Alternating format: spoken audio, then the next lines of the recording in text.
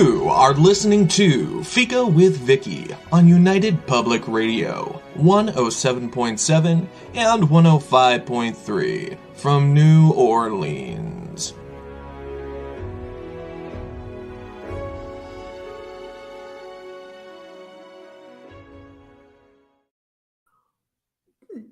Hi. Hello, everyone. Hi, Rhett, and welcome to Fika.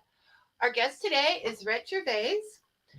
He's a science fiction and fantasy author, having written the very gritty dystopian Children of the Spear, a fantasy based on ancient Rome called The Last Witch of Rome, and he even has a new series coming out, The Grace Harbor Mysteries. He'll tell us more about that later.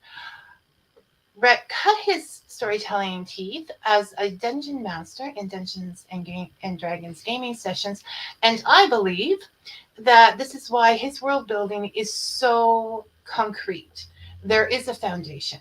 There are boundaries. So even though it may become fantastical, those limits allow us to believe, and they're believable. Make them believable. I discovered Rhett in a Facebook promotional ad where the artwork on his book Chosen was so incredible that it forced me to break something we're always told, never to judge a book by its cover. So I did, and I ordered it. And all this time later, I'm still enjoying his books. I'm still reading them, and he's back for a second Fika. So welcome to Fika, Rhett. Thank you so much, Vicky. How you doing? I'm doing good. And yourself? Great. Keeping busy, working hard. Lots of different writing to do. Trying to get it all done, and that's the hardest part, is actually doing all the writing you have to do. We writers have a million ideas and the time to only do a couple. So I do my best to try to actually get the books done, because people are harassing me to publish books. Yes, I hit it. So number one in that statement, it is work. And, it's not like you can just go off somewhere and just go boom, boom, boom, boom, boom, boom, boom. I mean, it's work. You have to sit there day in, day out and make those words flow. So sometimes it goes good and sometimes it goes not so good, right? Exactly. So, we do have to. I'm half and half. I'm a bit of a pantser and a bit of a plotter, meaning I do some plotting, but a lot of it is by the seat of my pants. I have an idea of where the story's going, what's going to happen. I know who the characters are, what their motivation is, and ultimately where I want them to end up. But a lot of the stuff in the middle, it is by the seat of my pants. It comes up as I'm writing it. And there are days where I can write 3,000 words and it comes all nice and easy. And there are days I suffer to write 250 words. So it can be quite interesting trying to put it all together. So I'm going to mess around with my plotting here for this show and go down the list. I promised myself that I would never push writers anymore and for my next book. Okay. But I do have to ask, do you have an idea of when number 4 is going to come? Okay, so The Last Witch of Rome, which is the story about Vesper, who is an African witch who is a slave during the era of Commodus in ancient Rome. That series, we've got 4 great books out, a prequel novella, and 3 main books in the series. We have a 4th and a 5th book that will be coming out hopefully before the middle of the year. I had hoped to be finished book 4, Invictus. And I had hoped you would be finished. My goal when I started it was having it ready for Black History Month, and I have utterly failed at that. I have pulled a George R.R. Martin, and I've just kept writing and writing. And what has ended up happening is I now have a 4th and a 5th book as opposed to just a 4th. But editing all of that into a coherent narrative can be quite difficult sometimes. So I will have hopefully I'm hoping by mid-April I will have fully edited out book 4, and actually by June you'll also have a book 5. I Okay. also have enough material for another prequel book in that series, which will be about one of the more interesting character, Lilith, who is Vesper's mother. So there's a lot of material that I need to sort of build out from. Spinning off on her own, Lilith? Yes. Like, is she going to develop her own series? Now, Yeah. will the Last Witch of Rome series continue? Or I are have we I really do see 5 or 6 books total in that series. Um, how because it is historical fantasy, and I do follow the timeline of the reign of Emperor Commodus, which is about a 20-year period of time, not a 20-year period, about a 10 to 15-year period of time. Like eventually Commodus does die historically, and I would like to follow along with historically how and why he dies in the series. That was and so always the therefore goal. the villain is Um, gone and yes. they've Yeah. superhero wise. Well, the thing I hate in TVs and books and movies When they is that, keep going. the main villain has been dead and they just keep going and they make up something completely new. And it's, you know, I don't think it's fair to the reader. There's nothing more satisfying as a reader to actually have a beginning, a middle, and an end, and have that evolution of a character. And, hopefully, I'm not saying that's what's going to happen, but have that character go off into the sunset, live happily ever after. So you at least you have that satisfaction. Obviously, one of the great things about serial writing is that you do develop a lot of different characters over the course of 5 or 6 books, and you can keep that world going, but with different characters. And that's probably what is going to happen. As I've gone through creating this world, I've realized that Lilith does have a story to tell also. I think that's where the series may continue, or I just may spin it off as a completely new series with her as the protagonist. So that's where we're going with The Last Witch of Rome. Yeah, so But we we've, can expect 2 to 3 more books and then a yes, prequel for the Lilith series. yes.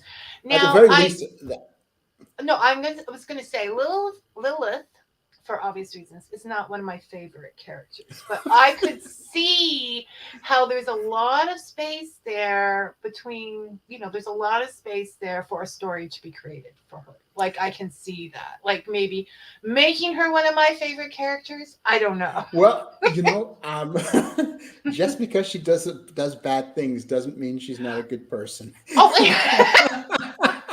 or was a good person, or well, see, this is the thing that a lot of people don't understand though. I don't have like I as a reader, what do you think of this, Rhett? I don't have to like the main character to like a book or series. Say, for example, from television, Mad Men, or they were. He was not a nice guy, right? He But was that was not a some. nice. Don Draper was not a nice guy. But that was a fantastically written series. Yes. So always, we have to remember, you don't always have to like the main character. You just have to find them interesting. That's There right. are some pretty despicable characters out there that have been character leads, and you love to hate them, or you love to see them suffer. And I think that making characters too perfect or flawless or too likable, even, can be a detriment to the reader because we're all secretly quite flawed, and we like to see ourselves a little bit in the protagonist. So whatever flaws we have that are reflected in the protagonist can make it for an interesting read, and often a read you can't put down, right? Because you can relate. And why they got to be the way they are. They might have started off like the nicest person, but I feel like that some days as I get older. I'm not sure I would be the nicest character. Well, we all start, but hang on a second. We all start off wanting to do the best we can. However, circumstances force us sometimes to make choices we may not necessarily be proud of, and there's nothing wrong with that. We can't always be the nice person because those people tend to get walked all over or taken advantage of. So just because you stand up for yourself or you speak sternly, right? I think a great example of that is, Sheldon Cooper in The Big Bang Theory. Sheldon is a good person. He just speaks very bluntly, right? He says what he thinks and he says what he feels. And I admire the character for that. Oh, I love Sheldon. Yeah. No, I He's can. not a nice guy. No, but I agree with him a lot. So I don't know what that says about me, but no, he's a fabulous character. Sheldon is a fabulous character, and once again, developed along the line of the story. Yes. So, which brings me, you said you're part pantser and part plotter. Yes. So when you say you plan ahead, you said, that Commodus only reigned for this many years. Yes. And that he died. So you knew this. It's not a surprise. It happened 2,000 years ago. It's not a spoiler. There's no surprise. There's no spoilers there. Based on history, we'll do that when we're watching a show, right? Or did this really happen? And I think the more of the surprise to the reader is how it happens and why it happens. I think the evolution of the characters of Vesper. And of course of Narcissus, who is her love interest in the series, how these two characters evolve and become the people who they are by the end, really will be the surprise and the telling aspect of it. For those people who haven't read the series, one of the core elements that we bring in is this notion of connection between people from very different, far-reaching parts of the globe. Narcissus is ultimately a Celt, from the north, and Vesper is African from, the continent of Africa. But yet these two people make this wonderful connection, and they drive and change one another. And this is how things go in the real world. We meet very different people from different parts of the world, and we form these connections that, we never knew we expected or weren't even looking for. And so this is one of the topics and the trends that come up a lot in this series, is that we find these connections we're never really looking for, never really expecting, but they produce some pretty surprising results. I was actually thinking about that when I was recently reading the third actual book, and I was thinking about the fact that it's sort of, the goal is more important than the individuals. Yes. That these are very sacrificing individuals, noble per se. And I find that tends to go along. I just think that's a part of the way you think, Rhett. Because we all put those little lessons in there, right? And I'm like, absolutely. Okay, so but no, it does. And that falls along lines. We don't think about people traveling in ancient times like that. Like we have this idea that everybody was in a certain place. But with Rome, there was everybody from every corner of Africa. And Rome was New York. Rome was London. Rome was Paris. Everyone went there, right? This is the center of commerce in the world at the time, and people will travel vast distances and not see their families for years and months at a time to do business, to experience something new. And you had people, I'd say it, but the Romans conquered most of the known world, and that included most of Northern Africa, almost all of Europe, parts of Asia. They had control over Egypt, the Nile. This was a vast empire. So what ends up happening is you have this wonderful cosmopolitan melting pot, right, of all these interesting cultures. And what the Romans did and why they were so successful in actually expanding their empire and maintaining peace throughout that expanded empire is they actually franchised being Roman. So they franchised the notion of the centurion and their army and governors and things like that. And when they came and they conquered you, they also established commerce and peace right? Giving you a quality of life that probably did not. Still not liking it. It's true. It's true. They taught us a lot of bad habits, those Romans. I think Hey, the first fast food restaurants were Roman, you know. and how we will. Okay, I want you, because obviously we discussed this before. You did a lot of research before doing Yes. a fantasy novel, and people don't think about that. They think you're doing fantasy, just which I want to get to. But Brian has an interesting question, so we'll bring it up here. You have a rich, intricate series. How do you keep track of events, places, and people? Do you use timeline software or pen and paper? So I have a series Bible, right? Almost like character sheets from Dungeons and Dragons. I was going to ask that exactly, because I said he has. Okay, Ryan, just give me a second here. Just have to ask him this.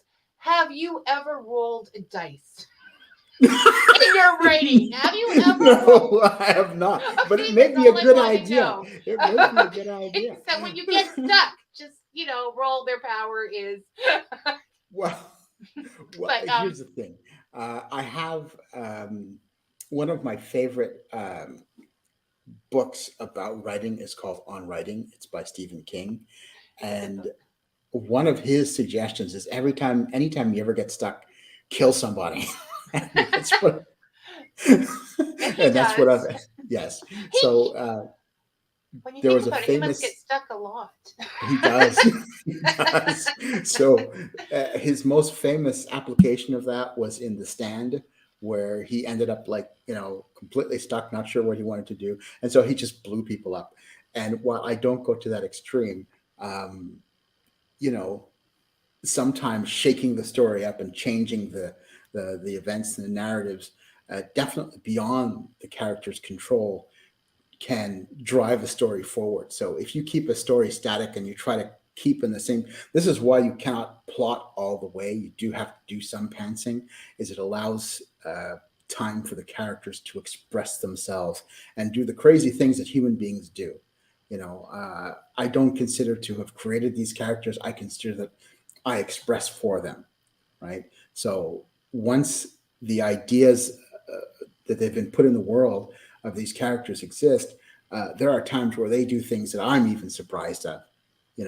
That didn't come from me. It's because I know who this character is. I know how they think and how they behave. And sometimes they do things that you don't expect. But as long as it keeps in their personality, I let it happen. So do you keep those character sheets on paper with pen, or do you use a program? No, I have it on I have in Google Docs, I have an entire biography for each character, things they've done, interesting elements of their personality. There are quirks. There are also deeper thoughts, stuff that's not necessarily expressed on the paper, but they're the characters' deeper thoughts, their dreams, their hopes. And sometimes it comes through in the story, but a lot of the time it expresses in their actions and why they do certain things, right? So yes, I have character sheets. I guess that's the best way of doing it. I knew you would. Okay, does that answer your question, Brian? You can always, if you need more, let us know.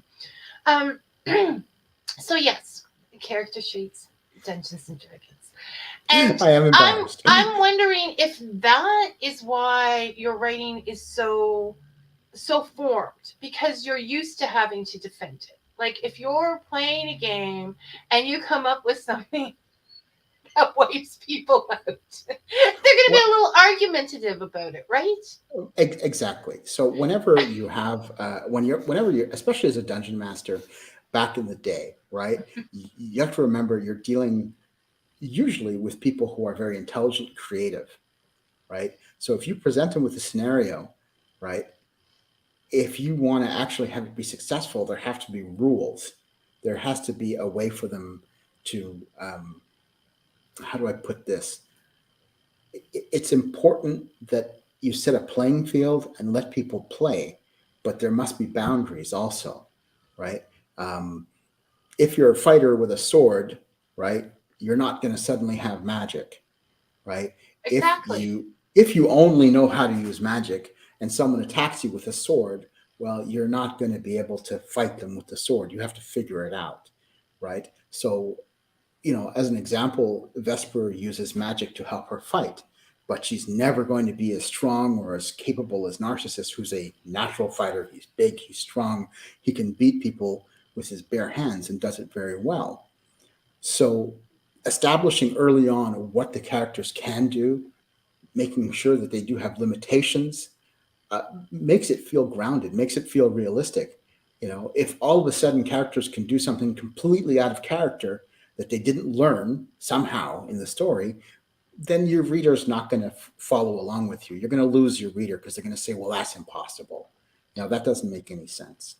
So once you've established the rules, you've got to follow them.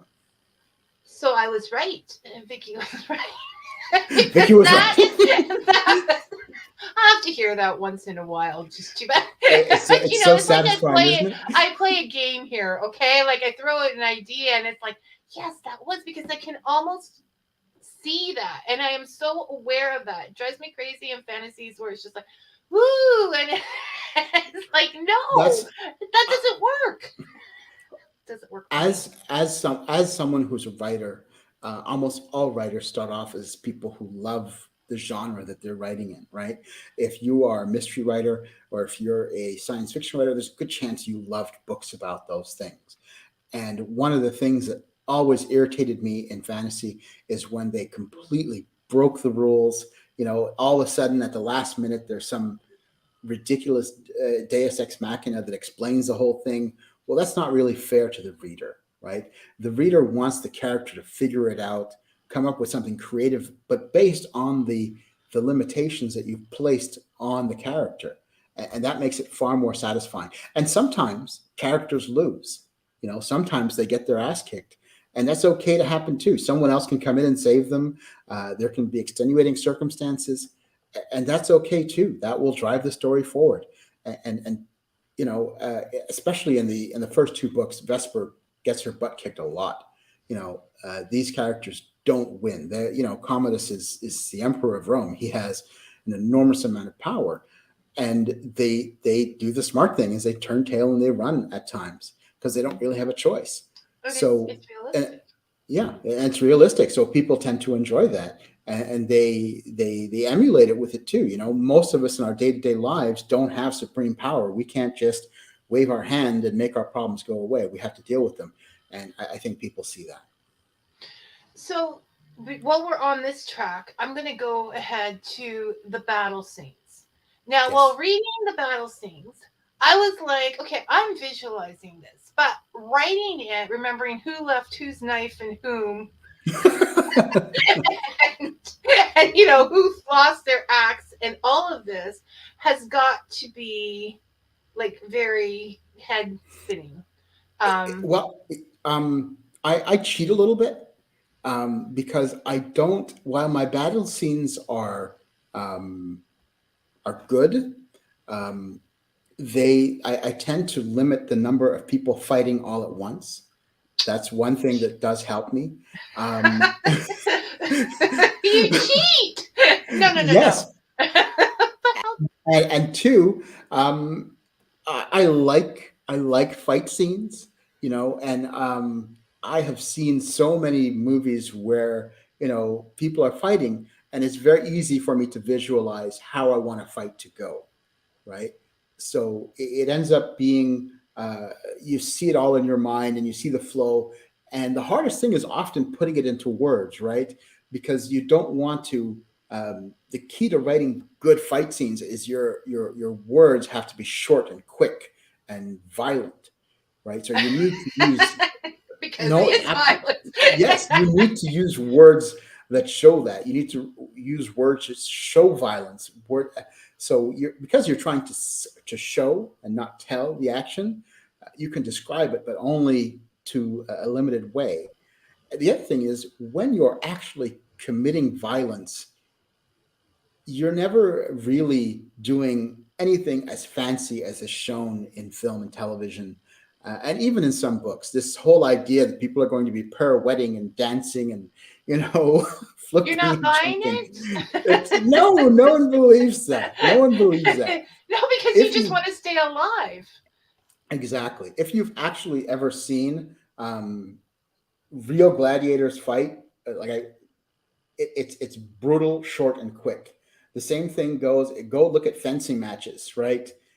Short, brutal, quick. Those pokes to the chest happen very quickly, and the same thing goes for any sort of like kendo, right? If you ever seen kendo, bushido, Japanese style fighting with the katanas, they are so fast and quick, right? So yes, you can try to extend fight scenes and add depth and dimension, but it needs to be short, quick, and violent.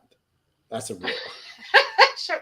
And yeah, I can tell because they're very visual, like, which sounds weird when you're reading them, but I find myself visualizing them. So yeah, that works. Like for me, But anyways. there is. I very rarely don't finish a book. I love to read, and I can accept all sorts of things.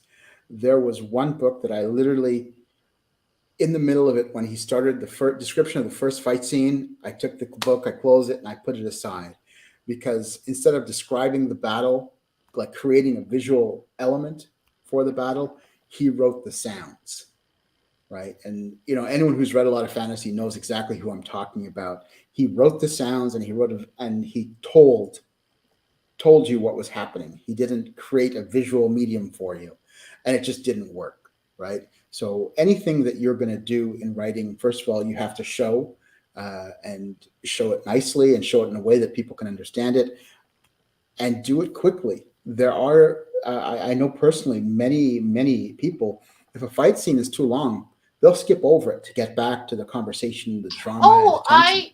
yes. I mean, this is my thing about world building. I love Tolkien. I love the world that he Mm-hmm. built. But I'm not saying I ever finished reading that third book, or that I don't go ahead 10 pages and then get frustrated that I've lost some action because it took 10 pages to describe a mountain. So, yes, love the man, love the aesthetic, love the ideas. Just too much can be too much. Yes. And So, listen, as always, styles change over time. But I think there's a happy medium of being able to describe something. And I personally feel that your imagination needs to fill in the gaps, right? Obviously, I'm not just going to say there's a room, right? But you can describe parts of the room and let the reader's imagination fill in the gaps. You can describe the tree, right? And let the reader's imagination fill in the gaps. So if you, and this is always a fun experiment, right? Uh, Next time you have a book club or a friend over and you're talking about a book, pick one of the favorite characters you have in a book, right? And ask them what that character looks like. And you're both going to come up with completely different descriptions.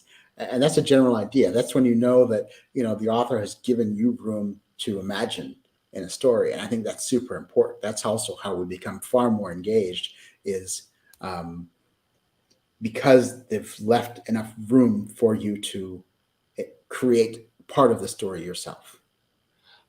yeah, no, I agree entirely because your experiences, the writer loses control of the book once the reader picks it up, Yes. because their experiences are going to interpret things and what is happening in the book.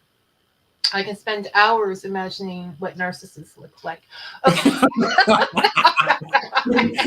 That's wrong. That's wrong. That's wrong on so many different levels. And I know, and David is watching this, so I had to go out there. I believe he's listening right now, so I better not look at the comments. It's not my fault. Not my fault. It's not your fault. That was bad. Okay. I told you I maybe I identify with Lilith too much. Or Cruella de Vil or whoever. I mean, so, okay, so we established that you didn't just go willy-nilly, I'm writing a fantasy, I just can write whatever I wanted. You researched, and it's obvious. Yes. Ancient Rome, and you knew when these things were happening. Okay, so I did talk about how you created most of this myth yourself. Like there is Yes. no, Use or whatever. But I did realize, because I'm into that and I like to research that stuff, that there is a traditional African god mentioned, Olodumare. Olajimer, yes. So Olodumare, sorry. right. So it's okay. It's very hard to pronounce a lot of these names. So the myth of the Orishai, right, which is Elohim created the world. He's the creator god, right, and at his side sits on his left and his right are his two how do you put it, like sub gods like Olorun and Olorare. And so it's really funny when you look at uh, these ancient African religions, some of which are like the Yoruba myth, the Orisha myth, is almost 10,000 years old. It predates Christianity by quite a bit. It predates the pagan religions by quite a bit also. And unlike the Romans, they had a monolithic religion, a single deity. And it is, as far as I'm concerned, it's pretty much a precursor to Christianity, of the Father, the Son, and the Holy Spirit. And the more you research it, you actually see the correlation between this ancient African belief and the Christianity that we know today. You also see the evolution of it and how you had gods like Ogun, who was the god of fire and metalsmiths, right? And you can see correlations in Hephaestus from Greek mythology. You have Eshu, who is the god of mischief and speed, and you can see correlations with Hermes and things like that. So nothing is original. It's all precursors, meaning that probably Oh what yeah, ended up everything happening. builds. Yeah, It someone builds on always steals itself. something from somebody Yeah, else. yes, But and yeah. yes, so a lot of these ancient religions, form the basis of Christianity, that form the basis of the Greek pantheon. It's all laid out there because these, as I said, they all predate, the religions that follow them by many, many thousands of years. And you mentioned Eshu in the book as well, don't you? Yes, yes, Esther, Yeah. yeah, Esther's a fun character. So Um, he's the equivalent of uh, a god of mischief. He likes making trouble, but he still loves humanity, and he's also the messenger of Lajimer. So he combines the portfolio of a couple of different gods, and he definitely has an interest in humanity, and he takes an interest in Vesper as well, which makes him quite fun to write. You know, because he enjoys making fun of humans. they're his toys. well, Amusements. Well, I put it more along the lines of a parent enjoying to make fun of their kids. You know, I Oh, know. I went too far. At least I'm not. I'm just bugging my husband. I'm not making fun of my children. Oh my God, my wife and I, we make fun of our daughter all the time in a good way, and No, in a there's fun, in fun. I get it. It's not, well, and fun. everything we're doing is in fun. Yes, So you took some things from folklore, myths, ancient religions, and some things you made like up. yes. So like Token, not going to compare myself to Token. I take that Oh, back. So talk about narcissists. I'm sorry. It was a name, people. I wasn't. Okay, we're going to stop now, Yes. Rick. Get serious. No, okay. So if you look, Token, because it wasn't there, right? Token decided to take all the different European myths and put it together in a cohesive narrative for Europeans, right? And this is where the notion of elves and fairies and all these things come from. They're all different creations, and he put it all together and he created this wonderful, amazing world. And I was like, well, no one's really done that for Africa. We have West African voodoo. We have Egyptian hieroglyphs and all these things. We have the Orishai from the Yoruba, and all of these different myths go off in different directions. And I think one of my goals with this story was to sort of put it all together into a cohesive fantasy, right? So that it is different from European fantasy. Not that there's anything wrong with European fantasy. No, I grew up but it reading it, isn't. and it gives us something different to play with, and It allows me to be original in my creation, my writing.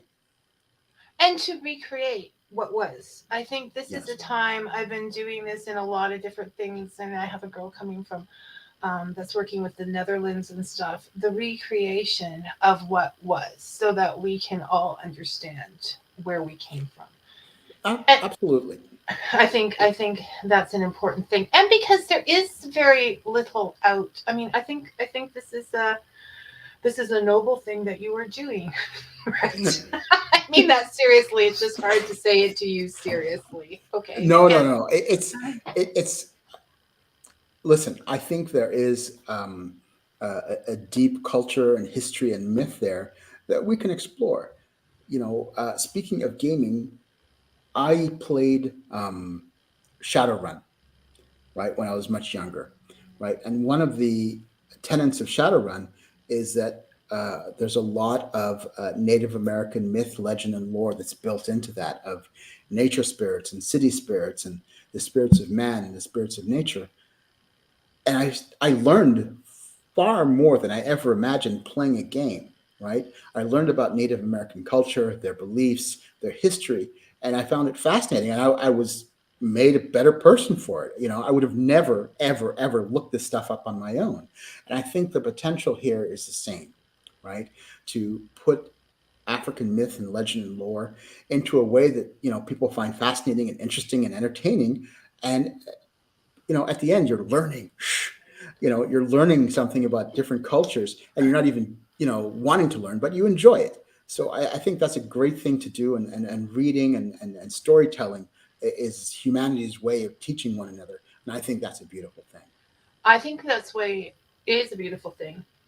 And I think what you're saying is, I mean, all interests are based on that. I mean, my my kid got interested in ancient society because of Hercules and Xena, right? and Yeah. and the ancient world, and we do that. It is the fun that comes before the obsession, and Yes. and Yes. and the idea that we could spend a lot of time doing that, and where there isn't a lot of open um communication on something, it has to start somewhere, right? Because Absolutely. it Absolutely. comes, and I'm sure there are many people doing that in many ways all over the place. But I've been very interested in it for a while now. So this is so. And what did you use resources while you were like learning about this god or whatever?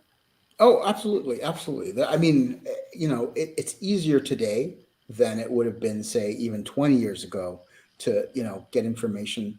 There are, people who've written interesting papers on the pantheon of the Urashai, about Ologimer. The Yoruba religion is actually pretty interesting. They have the notion of potential energy, which is very scientific for a culture that you know um, doesn't seem to be very scientific. But a lot of the principles sound very scientific, of potential energy and of energy changing form and shape. So there's a very good chance that some of these cultures were onto things that we eventually turned into actual science. So, but yes, the internet is a wonderful place, and you can go down lots of rabbit holes at 2 in the morning Yeah, and find as and writers find. tend to, instead of writing, right? Yes, yes, yes, yes. And All so the yeah, doing but researching it. I always had a fascination with ancient Rome, and being able to add some distinct flavor to it and something interesting to it was a lot of fun. Um, and quite frankly, the even myself, right, when I started this, um, I believed in the porcelain statue myth, right, that Rome was all white, and the porcelain statues were all white. But it turns out that most of the color has worn off and flaked away from all the statues. And the statues themselves were once very colorful, and having all different shades, and they were a glorious rainbow of colors. And so this is the thing about history. when we actually dig deeper, we find out some pretty interesting things. And I've learned about the cosmopolitan nature of that empire, and it's just made it a more interesting place for me. So no, no.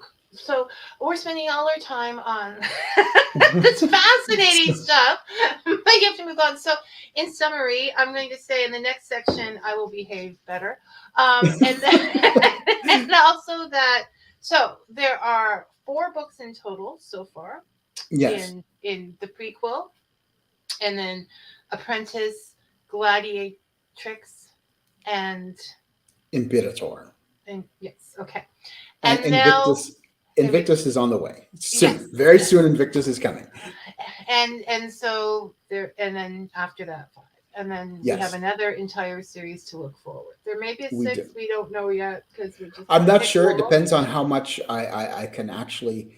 As I said, I don't want to extend the series beyond its natural story progression. No, When I agree with you entirely. I'm much whether book series or television series, people let things go too long because it's making money. yes, Rhett doesn't care about money. I think if you do something you love, the money will come, and if you tell a good story, people will buy it. I care about money, but I care about telling a good story first, more And than anything sometimes if you else. put a pretty picture on the cover, they'll buy It it helps. too. And that was good, Hey, Mark. we're all visual. We're all visual. Okay, I just love that. All right, so moving on to the the Grace Harbor Mysteries, which Yes. I got a sneak peek of, people. So I'm blessed. This is the first time. Now, are we just calling it mysteries? Are we possibly adding something to the front of that mystery? Well, here's the thing. Grace Harbor is not wholly my own. Grace Harbor started off with a conversation I was having with a friend of mine who wrote a book called 300 Sandwiches, a wonderful book, Stephanie Smith. She's a great author, and 300 Sandwiches was basically the story of how she met her husband. She ended up on Good Morning America and a whole bunch of these shows, and it was a very popular. It was her blog, but she wanted to write something on the fiction side to create. And I started off just by coaching her on how to create the background of a story and the genesis of an idea. And from those conversations, we're like, well, maybe we should just write a book together. This seems to be something that we can both, throw together. And so this is a bit of a departure for me.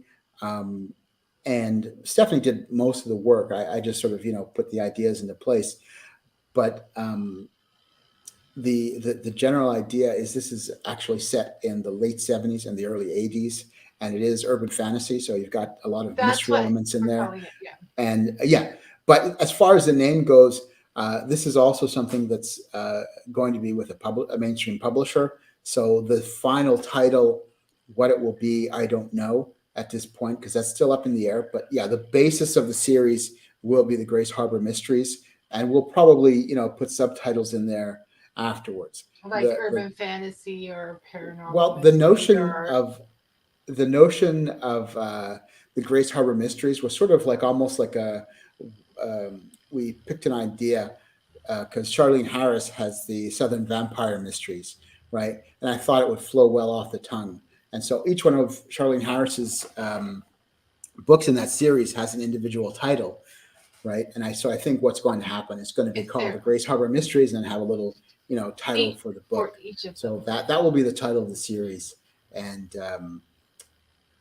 listen, everyone who's read it has loved it.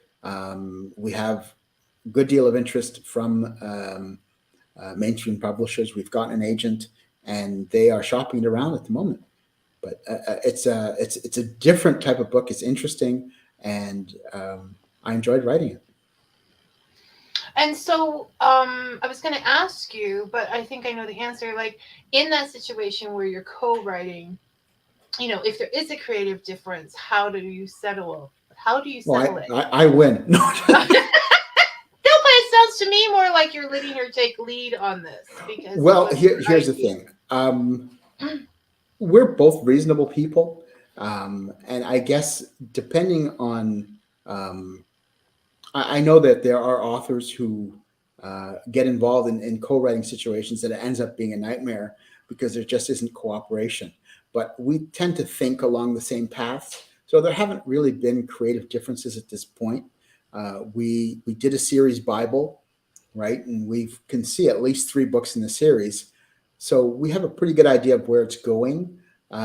Getting into a fight over the nitty gritty seems like a bit of a waste of time and energy. Yeah, no, you have to, But especially if it's going to an editor. You're going to have to let go of some stuff anyway. oh, absolutely. You So, can't. you know, again, Stephen King says, kill your darlings. And I think that's what's going to happen.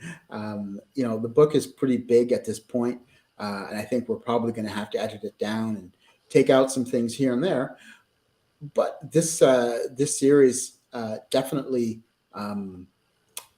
as far as ideas go, it definitely shows cultural differences. There's a lot of fun with culture here because it is set in Chicago in the 70s and the 80s. Yeah. There is some interesting cultural elements between. So, for example, Grace herself is African American, and her partner throughout the series is actually a Polish immigrant, right? Who has some interesting personality quirks.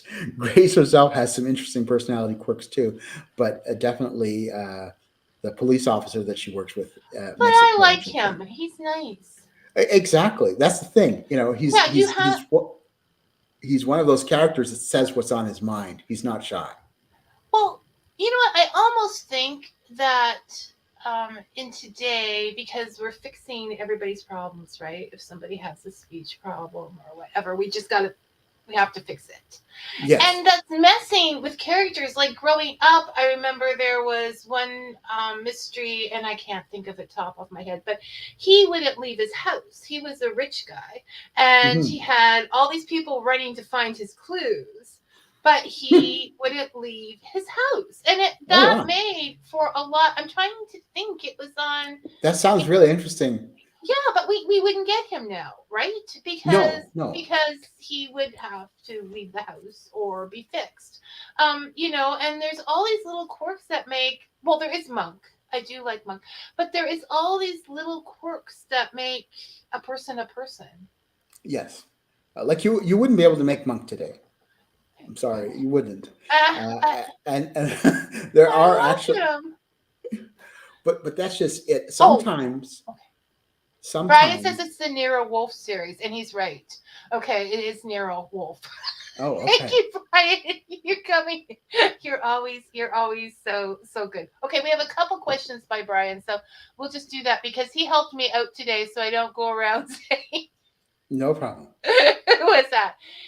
In your formative years, however you define yourself as an author, were you influenced more by specific authors or specific genres? Definitely specific genres. So I read anything and everything fantasy growing up. I read all the big ones, obviously, and you know, Robert Jordan also played a big role in his Wheel of Time series. Was absolutely my favorite series of books ever written, and the notion of having rules in place of setting things up is actually one of the core elements that he has in his writing as well. Mr. Jordan unfortunately passed away a couple of years ago, but I love the Wheel of Time series, and it really influenced me in a lot of different ways. Obviously, things like Star Wars do have an influence, and you know, the spiritual aspect of Star Wars, not necessarily the fighting and the sci-fi, but this notion again of connection that definitely made me who I am as an author. Oh. That makes sense. And I can see the Star Wars connection too, because it's settling differences between co-authors might best be done through trial by combat. Example, baking muffins judged by spouses. in Rhett's case, that would be cinnamon buns. Probably.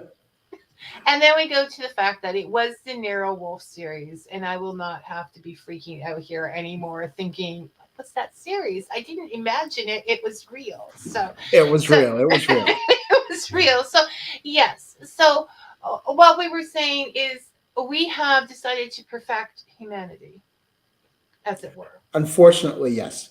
But the humans we love are usually the most flawed. Right. And they have learned things because of those flaws.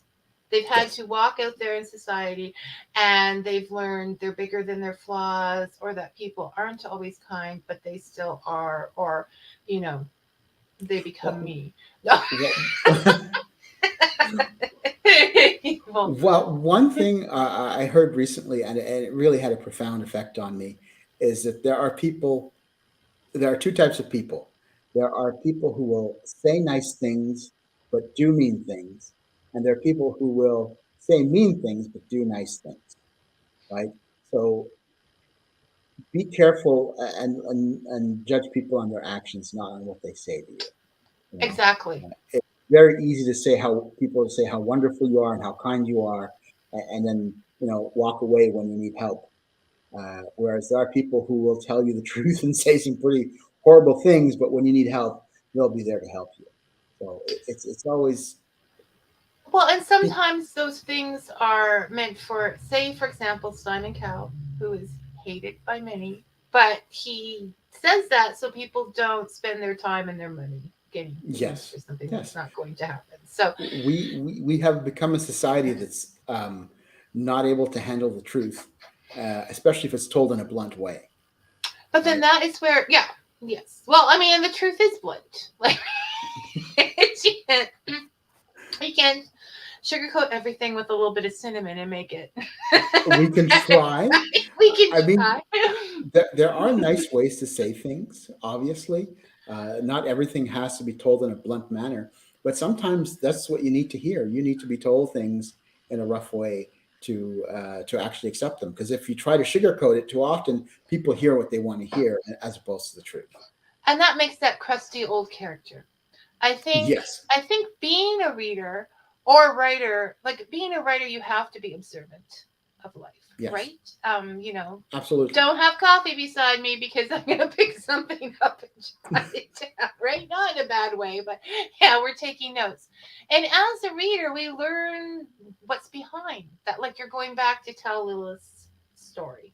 We learn Yes, what's behind that crusty old, um, sailor or whatever. And so I think it works on both ways in that. But yeah, there are nice ways to say things with a yes. coffee So, in a cinnamon bun.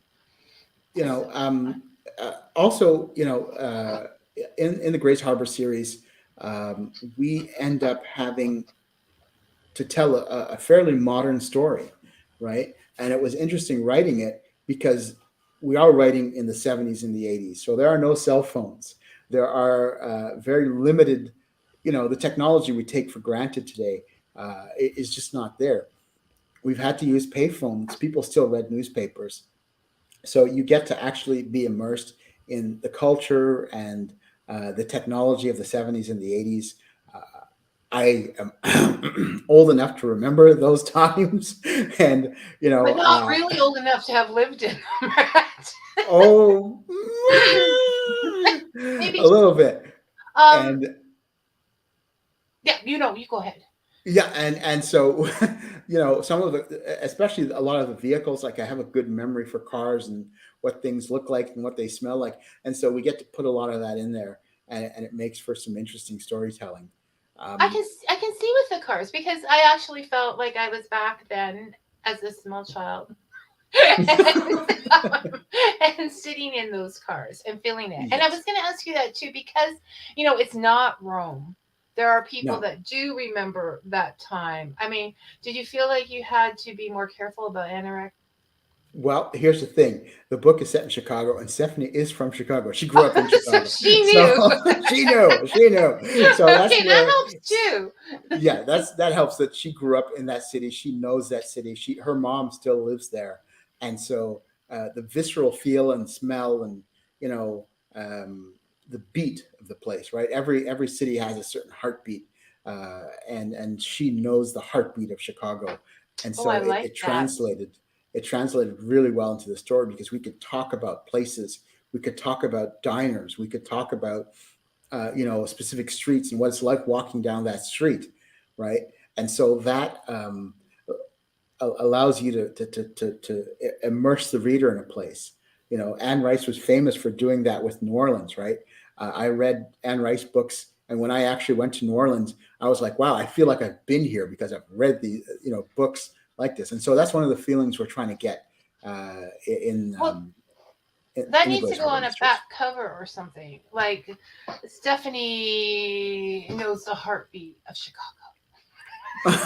We'll put that in there. That's good. That's good. Because she was growing up there. Because I like that, and I'm gonna have to interview Stephanie just so I get to say that. I'll get her. I'll get her your number. Okay, and Brian, I'm not putting it, but Brian, are you directing this at me, Brian? One can be blunt but still respectful. Always respectful, but no, it's true. It's not a personal shot. It's a fact shot. I mean, I think that's what the confusion is. Facts. If you carried something and dropped it, the fact is you dropped it. So it's not being like, no, I didn't drop it. But if someone's suggesting a better way to carry it, you can't get the suggestion without accepting the fact that you dropped it first. Exactly. It is. Okay, so I'm gonna go. We have 4 more minutes left, and I told you it would go fast. It's not 2 hours anymore. It doesn't feel like it, not at all. It just goes. I wanted to say, Endor. I'm not even a Star Wars fan, or do we say that Endor? But I thought it was incredible. I thought it was the noir of Star Wars. It almost reminded me of like a spy movie, like a Cold War. Well, you know what? It does something that hasn't been done in Star Wars. Is it dug deep? So Star Wars is this giant iceberg, right? And George Lucas, when he created it, we see the top of the iceberg. The top of the iceberg is the Skywalker saga. It's, stormtroopers and lightsabers and Jedi. It's a beautiful thing. But the way that Star Wars is created is that you can imagine, your imagination takes you under the water to the massive part of the iceberg. And this is the first time we've gone under the water and seen the lower levels of Star Wars, how the regular people live, how Mr. and Madame Tout le Monde, sorry, I'm French Canadian, how the everyday person lives and their struggles. The struggles that Cassian face, the struggles that Mon Mothma faces in this story are phenomenal. And the main character played by Stellan Skarsgård, that I think that's the role of his career. Well, yeah, God. But he's had so many roles of his career. He's such a fantastic actor. You're pulling this one. One of my friends said at the time when he saw that Stellan Skarsgård was in the series, he says, "Oh, he's a great bit actor, but he can't." No, he literally said, "Well, he can't helm a series. He can't be the lead actor." I think in this series, he showed he could be a lead actor in a series because he was so brilliant in it. I think so. He's incredible. And I want to say to the world at large, when I say I'm not a Star Wars fan, I live in a house with I live in a house where my basement is full of Star Wars merchandise. So I like Star Wars. I consider it a movie, but I don't like it as much as some other people in our house. So I just thought I better. To finish on the Star Wars note, my wife and I have an argument. My wife does not like Star Wars. My wife is like you. She watches it because, I happen to be around. And she loves musicals. And we have this constant battle with our daughter where we're trying to convince her to follow what we love, our passion. So I'm trying to convince my daughter to love Star Wars. And my wife is trying to convince her to love musicals. So far, my wife is winning. But I'm holding out. Well, she's got Disney on her side, right? So it's she has easy. Disney on her side. And, Adele watched Grease and she loved it. She watched the new Matilda musical and she loved it. And I'm just watching like, no, I'm going to lose this fight. You never know, though. They change a lot. They change a lot. I'm holding out hope for puberty, and she watched a fight scene between Anakin and Obi-Wan, and she liked that. right? And she was quoting it for a week as a meme. But that's the best I've gotten so Well, far. and it depends on what's in when it comes her time, because you can't force them to love what we No, love, no, right? you And it's a can't. different time. And on that note, I'm going to have to say goodbye, Rhett, but you'll need to come back again because I will. I can't even remember what we talked about. I'm not re-listening to this because I don't know what Well, when word. like I said, I should have about 3 books coming out this year, between The Last Witch of Rome and Grace Harbor, and so I'll definitely come back on to let everybody know that they're out there and they're ready to be enjoyed. So I thank you so much for having me. It's been a Oh no, pleasure. it's It's been always fun. like the time really does fly when I talk to you. It's kind of crazy. So I had a great time, and I'm going to be in a good mood for the rest of the day now. Oh, good, good. Okay, all right. You take care, and we will talk to you later. Okay. Okay. Bye Thank you. bye. Okay. Well, that was fun. Next week, our guest will be Janice J. Richardson. She is the author of the Spencer Funeral Home Cozy Mystery Series. She also has a standalone literary novel called Fading Expectations about us two mothers and their special needs children, which is a great, great read. And she has a new series coming out as well, which she can talk more about. Until then, and may your coffee be hot and your stories sweet. Thank you for listening, everyone, and have a good week.